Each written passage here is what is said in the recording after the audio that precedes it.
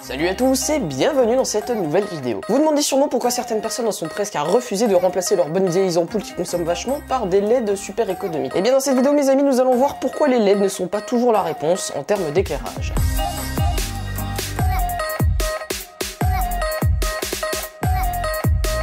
Bon déjà avant de parler du sujet, on va faire un petit rappel très rapide. Quand on parle d'éclairage, la première chose qui nous vient à l'esprit, c'est l'ampoule à incandescence. Le principe c'est tout simplement un filament de tungstène, un matériau qui brûle à une température bien plus haute que celle des autres métaux, dans lequel nous allons faire passer un fort courant pour le faire chauffer à blanc, ce qui va inévitablement produire de la lumière. Le filament est donc contenu sous verre pour être privé d'oxygène et donc ne pas prendre feu. Et c'est d'ailleurs là-dessus que les éclairages électriques étaient basés pendant très longtemps. En plus ce qui est cool avec cet éclairage, c'est que vu que c'est quelque chose d'incandescent, donc comme le soleil, et bien le rendu des couleurs sous cet éclairage est presque identique à celui du soleil. C'est d'ailleurs un gros avantage comparé au reste des technologies. Sauf que le problème avec ça, c'est que seule une fraction de l'énergie est utilisée pour produire de la lumière. Le reste est dissipé en chaleur. Ça pose donc un gros problème énergétique et des lois ont été votées pour éliminer ces ampoules du marché. Personnellement, ma préférence, c'est les ampoules halogènes. C'est presque la même chose, sauf qu'il y a tout simplement un petit gaz halogène à l'intérieur de l'ampoule. Bon, le souci aussi, c'est que l'ampoule, elle va consommer encore plus. Mais elle produit une lumière beaucoup plus plaisante. Et du coup, pendant quelques temps, avant l'arrivée des LED pas chers, eh bien tout simplement on proposait aux gens une alternative bien moins coûteuse, j'ai nommé le CFL. Les CFL, ce sont simplement ces petites ampoules avec des néons à l'intérieur. Bon, les néons, j'en ai déjà fait une vidéo sur ma chaîne d'ailleurs, vous pouvez aller la voir juste ici. Et pour faire très simple, ces tubes produisent une lumière UV à l'intérieur, qui est tout simplement reconvertie en lumière visible, grâce à tout simplement une petite couche de matériaux phosphorescents posée à l'intérieur du tube. Et d'ailleurs, lors de l'introduction des premières ampoules fluo compactes en 1980, c'est une vraie révolution. Il y avait maintenant un moyen de s'éclairer de manière économique. Voilà, bon ça c'était un petit rappel pour l'histoire. À présent, nous allons plonger dans le sujet de la vidéo. Pour parler de confort d'utilisation, nous allons tout simplement revenir au LED et nous allons analyser deux paramètres. Bon, déjà pour ce qui est du fonctionnement, c'est assez complexe et du coup je vais être obligé d'imager. Déjà pour ceux qui savent pas, une LED ça ressemble à ceci. Même à ceci, et aussi à ça. Mais quand on vous parle de LED, on vous montre sûrement ce schéma de deux matériaux à poser l'un contre l'autre. Du coup, ce qu'on va faire, c'est qu'on va alimenter un des matériaux positivement et l'autre négativement. Ce qui va faire qu'il y aura un petit déplacement d'énergie. Et du coup, toujours pour imager, vous pouvez imaginer que d'un côté, il y ait bien des électrons, et de l'autre côté, eh bien des trous que ces électrons vont aller remplir. Quand du coup, vous allez alimenter cette LED, eh bien tout simplement, le courant électrique va tout simplement forcer les électrons à aller remplir les petits trous, et quand ils vont tout simplement changer de matériau, eh bien ça va éjecter de la lumière. Et du coup, comme nous le voyons ici, eh bien les LED sont obligatoirement alimentés en courant continu, pas en alternatif. Et c'est l'un des soucis majeurs pour moi avec les LED, c'est le scintillement. Alors oui, d'habitude quand vous entendez parler de scintillement, vous imaginez plutôt les tubes fluo. Et c'est bien normal. Parce que les tubes sont alimentés en alternatif, et donc ils s'allument et s'éteignent très rapidement. Ici en Europe, la fréquence à laquelle nos appareils fonctionnent est de 50 Hz, ou 50 fois par seconde. D'ailleurs, pour vous montrer plus concrètement, vous pouvez approcher la caméra de votre téléphone en mode vidéo. Le but va être de faire en sorte que l'appareil reçoive le plus de lumière possible de la source, de manière à ce que le téléphone augmente automatiquement la vitesse d'obturation, et s'il y a un scintillement, eh bien vous le verrez à la caméra. Petit exemple d'ailleurs avec des ampoules halogènes qui émettent énormément de lumière et donc dont le phénomène est très facile à voir. Bon, ça c'est la solution rapide, mais moi j'ai de la chance, j'ai une caméra qui me permet de filmer tout ça au ralenti. Concrètement, cette caméra va tout simplement ralentir la réalité pour nous permettre de voir des phénomènes qui normalement se passent très rapidement, comme le rafraîchissement d'une dalle LCD par exemple. Du coup, voici ce que donne un néon alimenté en alternatif. On voit d'ailleurs très clairement pourquoi on a cette impression de scintillement avec les tubes. Mais là vous allez me dire, mais attends voir, les ampoules à incandescence elles sont aussi alimentées en alternatif, non? Eh bien oui, vous avez tout à fait raison. D'ailleurs, on peut très clairement le voir si je filme une ampoule au ralenti.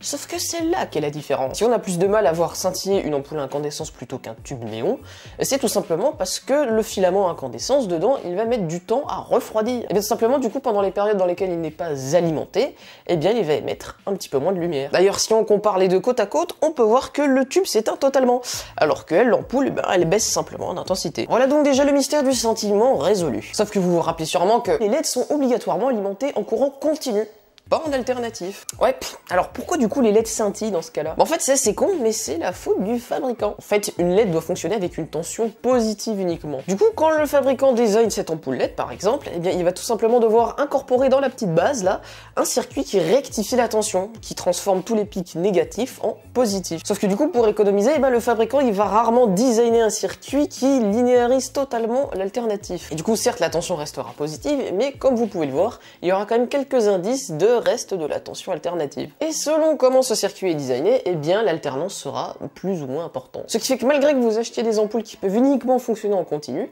eh bien vous pouvez vous retrouver avec des LED qui scintillent un petit peu. Ce qui d'ailleurs peut en déranger certains qui, en se trouvant à côté d'ampoules LED, peuvent avoir des maux de tête, exactement comme avec les néons. Mais ça encore, c'est un phénomène qui touche qu'une seule petite partie des gens, du coup c'est pas forcément le plus important à prendre en compte. Alors, pour moi le plus important c'est l'IRC, ou l'indice de rendu des couleurs. C'est quelque chose dont vous ne vous rendez pas forcément compte à l'achat, mais pour moi c'est la chose la plus importante à considérer quand vous achetez un éclairage. Et d'ailleurs, cet IRC n'est pas forcément lié à la température de couleur. Vous pouvez par exemple trouver un néon très froid qui restituera parfaitement les couleurs, et trouver une ampoule LED assez orange qui restituera très mal les couleurs. Comme exemple, on pourra donner les premières ampoules fluo compactes qui, de 1, avaient une température de couleur très froide et très peu agréable, et de 2, qui avaient un rendu des couleurs très mauvais. Ce qui fait qu'à l'époque, installer une CFL dans une cuisine était une très mauvaise idée.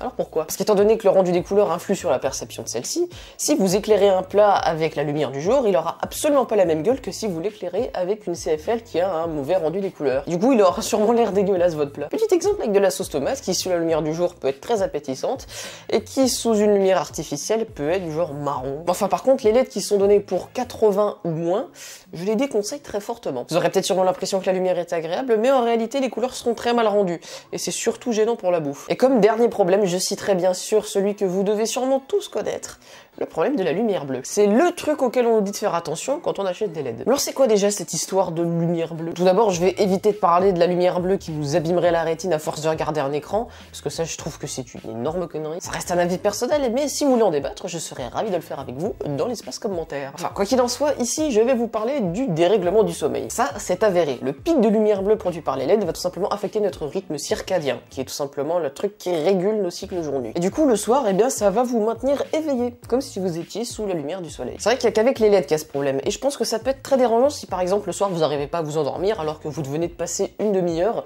sous un éclairage LED par exemple. Enfin ça, je vais pas trop vous en parler parce que je pense que vous l'avez entendu un peu partout et que ça commence à vous saouler. Enfin, à la place, on va surtout se demander...